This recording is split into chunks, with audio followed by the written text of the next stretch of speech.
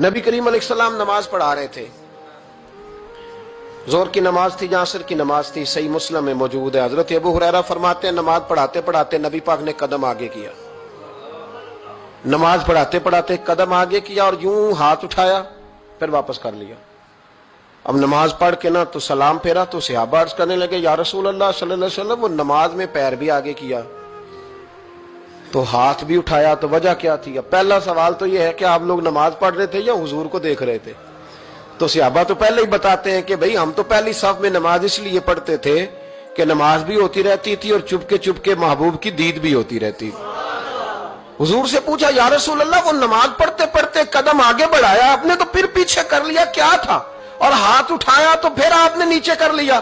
تو نبی کریم فرمانے لگے نماز پڑھاتے پڑھاتے جب میں نے کہا نا سمی اللہ لمن حمیدہ، اچانک میری نظر اٹھی تو جنت میں چلی گئی، نظر اٹھی تو جنت میں، تیرے لیے 2-4 قدم عرش بری ہے۔ تو محبوب فرماتے ہیں جب میری اوپر نظر گئی نا تو میں نے دیکھا کہ انگوروں کا ایک خوشہ لٹک رہا ہے جنت میں، تو میں نے ہاتھ بڑھایا کہ توڑ لوں۔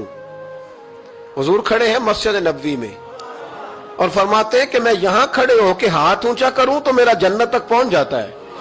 فرمایا میرا ارادہ ہوا کہ وہ خوشہ جنت کا توڑ لوں، اور ذرا میں نے پیر آگے بڑھایا ہی تھا تو میرے دل میں خیال آیا کہ جنت راز ہے تو راز ہی رہنی چاہیے، یہ راز کھول گیا تو مزہ نہیں آئے گا، تو میں نے پھر وہ ہاتھ واپس کر لیا۔ صحابہ کہتے ہیں جب نبی کریم نے یہ بیان کیا تو ہمارے چہرے نہ تجسس سے کھیل اٹھے، تجسس سے ہم کوئی بات اور بھی سننا چاہتے تھے۔ تو محبوب فرمانے لگے اگر میں وہ خوشہ توڑ کے لے آتا اور تمہیں دے دیتا تم قیامت تک بھی کھاتے رہتے تو تم سے ختم نہیں ہونا تھا۔